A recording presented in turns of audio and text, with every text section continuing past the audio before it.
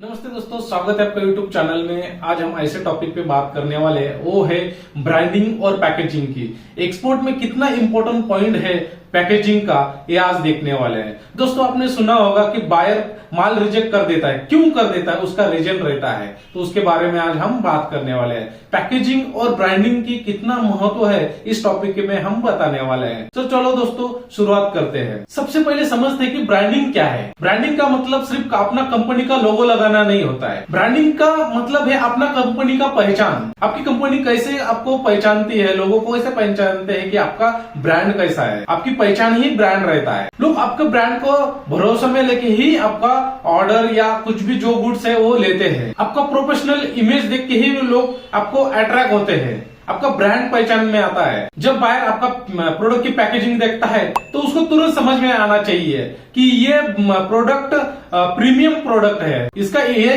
Goods India से आया है, ये प्रीमियम एक्सपोर्टर है। तो ये तभी समझ में आता है जब आपकी पैकेजिंग कैसी है, उस पर डिपेंड रहता है। एक्सपोर्ट में पैकेजिंग का क्या रोल है। एक्सपोर्ट जो पैकिंग रहती है वो दिखाओ के नहीं रहती है। एक्सपोर्ट की पैकेजिंग जो रहती है वो गुड्स को 20 से 25 दिन तक रख सकती है। अच्छा गुड्स रख सकता है। अगर पैकेजिंग अच्छी है तो उसको 20 से 25 दिन तक गुड्स अच्छा रह सकता है। अगर आपने अच्छा स्ट्रॉन्ग पैकेजिंग नहीं की तो आपको गुड्स खराब हो सकता है, गुड्स में स्मेल आ सकता है। कंटेनर में गुड्स का स्मेल आने के लिए बायर गुड्स रिजेक्ट भी करता है, उसमें आपका लॉस भी होता है। तो आपको अच्छी तरह से पैकेजिंग करना चाहिए, क्योंकि पैकेजिंग के बिना गुड्स की एक्सपोर्ट में कुछ भी नहीं हो सकता है। उसको बायर परचेज भी नहीं कर सकता है। वो आपका गुड्स वहां पहुंचने के बाद में बायर सीधा रिजेक्ट कर देता है। इसलिए आपका लॉस होने से आप बच सकते हो। इसलिए आपको अच्छी स्ट्रॉन्ग पैकेजिंग करना चाहिए। अब बात करते हैं एक्सपोर्ट ब्रांडिंग की। तो ब्रांडिंग करने के लिए आपको ये 5 चीजें ध्यान में रख के करना चाहिए। पहला है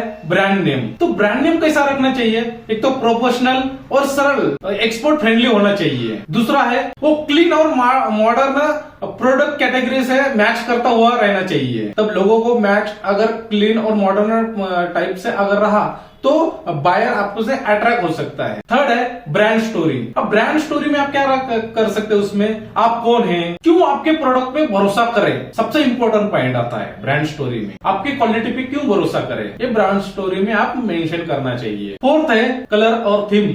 ये बहुत इंपॉर्टेंट और मायने करता है आपके ब्रांड में। तो आप एक 2-3 कलर आप चॉइस करके रखना चाहिए कि आपके प्रोफेशनल लेवल्स के जैसे, तो उसमें आपको कलर चॉइस करके रखना चाहिए। ये 2-3 कलर आपने चॉइस किया तो आपको प्रोफेशनल लुक बनता है। नेक्स्ट है 5 पैकेजिंग आइडेंटिटी। आपकी पैकेजिंग देखते ही लोग पहचान जाए कि उसी प्रोडक्ट का एक ब्रांड है। सिर्फ आपको पैकेजिंग देखते ही लोग को समझ में आना चाहिए। अगर आपने ये चीजें फॉलो की तो आपका एक अच्छा ब्रांड बन सकता है। ब्रांडिंग बनने में ये 5 चीजें बहुत मायने करती है। एक्सपोर्ट में कौन सी प्रकार की पैकेजिंग रहती है। पीपी बैग्स और एसडीपीई बैग्स, इसमें आप राइस और सीड्स भेज सकते हो। नेक्स्ट है वैक्यूम पैकिंग। तो वैक्यूम में क्या क्या आप उसमें बेच सकते हो, ड्राई फ्रूट्स और स्पाइसेस। नेक्स्ट है स्टैंड अप पाउचेस, इसमें आप स्पाइसेस और स्नैक्स बेच सकते हो। नेक्स्ट है कार्टन पैकेजिंग में आप प्रोसेस जो फूड रहता है वो बेच सकते हो। नेक्स्ट है ग्लासेस की जो पैकेजिंग रहती है उसमें आप ऑयल, पिकल्स ये आप बेच सकते हो। कौन सी पैकिंग आपको लेनी है ये बायर के रिकमेंड करता है कि वो उसके गुड्स के हिसाब से वो सेलेक्ट करता है कि मुझे ऐसी पैकिंग चाहिए। अब देखते हैं कि एक्सपोर्ट में लेबलिंग का कितना महत्व है। उसको बिना एक्सपोर्ट हो ही नहीं पाता कि विदाउट लेबलिंग के।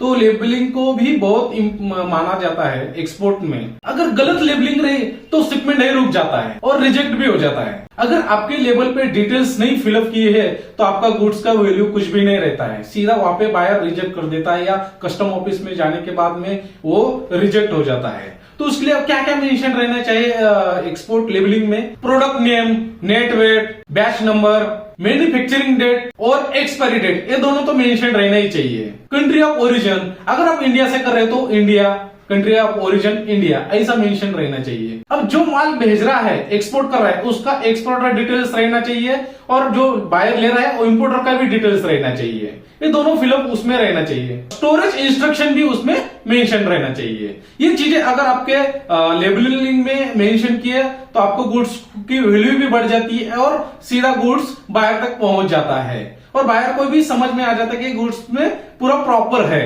लेबल के भी ऊपर लिखा हुआ रहता है कि पूरा डिटेल्स, तो उसके बायर को समझ में आ जाता है। अगर आप गुड्स मिडिल ईस्ट में भेज रहे हैं तो अरेबिक लेबल रहना चाहिए, उसके बिना आपका गुड्स वहां पे क्लियर नहीं हो पाएगा और बायर भी नहीं ले पाएगा। ब्रांडिंग क्यों बढ़ाती है आपका एक्सपोर्टर ऑर्डर? सिर्फ ब्रांडिंग सिर्फ दिखावे के लिए नहीं रहती है, ब्रांडिंग आपका एक्सपोर्ट बढ़ाने के लिए ब्रांडिंग बनाना जरूरी है। ब्रांडिंग बायर के मन में ट्रस्ट बनाती है, बायर को प्रोफेशनल एक्सपोर्टर मिलता है एक ब्रांड के। अगर आपने अच्छा ब्रांड बनाया तो आपको एक अच्छा सा बायर प्रोफेशनल लेवल का मिलता है, उसमें आपको उसको ट्रस्ट बन जाता है तो वो रिपीट ऑर्डर भी देता है। रिपीट ऑर्डर से आपका एक्सपोर्टर बिजनेस भी बढ़ जाता है। आपका ब्रांड अच्छा बन गया, ब्रांडिंग अच्छी बन गई तो आपका कंपटीशन भी कम हो जाता है। आपका ब्रांड का नेम हो गया, अच्छा ब्रांड मार्केट में चल रहा है तो आप प्राइसिंग भी उसमें बढ़ जाती है।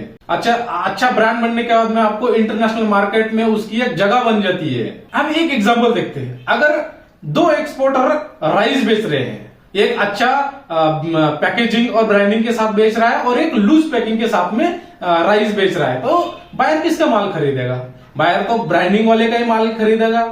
तो इसलिए ब्रांडिंग बहुत इंपॉर्टेंट मायने करता है एक्सपोर्ट में। अब देखते हैं एक्सपोर्ट पैकेजिंग में पूरा प्रोसेस कैसा होता है। पहला तो रॉ जो मटेरियल रहता है उसको क्लीनिंग करना पड़ता है, उसके बाद में ग्राइंडिंग, फिलिंग, फिर आता है सेलिंग, फिर बाद में वेटिंग, लेबलिंग, उसके बाद में नेक्स्ट आता है कार्टन पैकेजिंग, बाद में कार्टन पैकेजिंग होने के बाद में कंटेनर स्टफिंग, मॉइस्चर चेकिंग। जब भी माल लोड करने से पहले कंटेनर में 20 बार चेक किया जाता है, उसको 20 बार चेक करने के बाद में इसमें कुछ स्मेल तो नहीं आ रहा, इसमें कुछ गिला हुआ तो नहीं है, तो इसके बिना कंटेनर में माल लोड ही हो नहीं पाता है।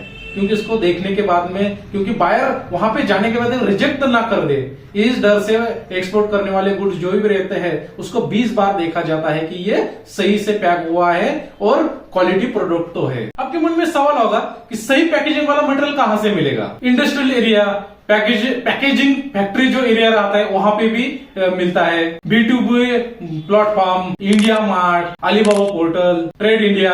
अब सीधा डायरेक्ट मैन्युफैक्चरर जो बनाता है गुड्स वहां से भी आप ले सकते हो। फ्लेक्सिबल जो पैकेजिंग रहते हैं आप वहां पे भी ले सकते हो। जो HDPE और PPP पैकेज जो बनाता है फैक्ट्री, आप वहां से भी खरीद सकते हो या ले सकते हो। कुछ गुड्स तो जो आपको पैकेजिंग चाहिए तो आपको लोकल में मिल जाती है, तो आप लोकल से ही परचेस करके बेच सकते हो। ब्रांडिंग और पैकेजिंग में एक्सपोर्टर को क्या फायदा होता है? पैकेजिंग और ब्रांडिंग में ये 7 प्रकार के आपको फायदे हो सकते हैं। पहला है बायर आपको याद रखता है। सेकंड है मार्केट में आपको अच्छा प्राइस मिलता है, प्रीमियम प्राइस मिलता है। थर्ड है प्रोडक्ट डैमेज नहीं होता। फोर्थ है बायर का ट्रस्ट बढ़ता है। 5 है आपको रिपीट ऑर्डर मिलते हैं। अगर आपकी अच्छी ब्रांडिंग है और तो उसको आपको रिपीट ऑर्डर मिलते हैं, बायर फिर से ऑर्डर करता है। 6 है कंपटीशन कम हो जाता है। अगर आपका अच्छा ब्रांडिंग है, लेबलिंग है तो उसमें आपका जो कंपटीशन है उसमें कम हो जाता है। और 7 नंबर का है आपका ब्रांड है ना इंटरनेशनल लेवल पे पहुंच जाता है, तो वहां पे आपका नाम हो जाता है। एक बार ब्रांड का नेम होने के बाद में आपका गुड्स में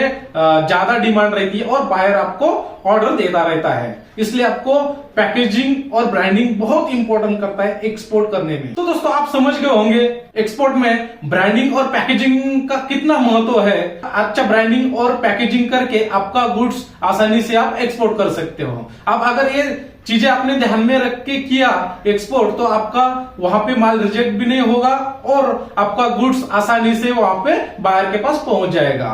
तो दोस्तों ये वीडियो आपको कैसा लगा तो आप जरूर चैनल को सब्सक्राइब और लाइक जरूर करना। दोस्तों मिलते हैं दोस्तों अगले वीडियो में, तब तक के लिए जय हिंद।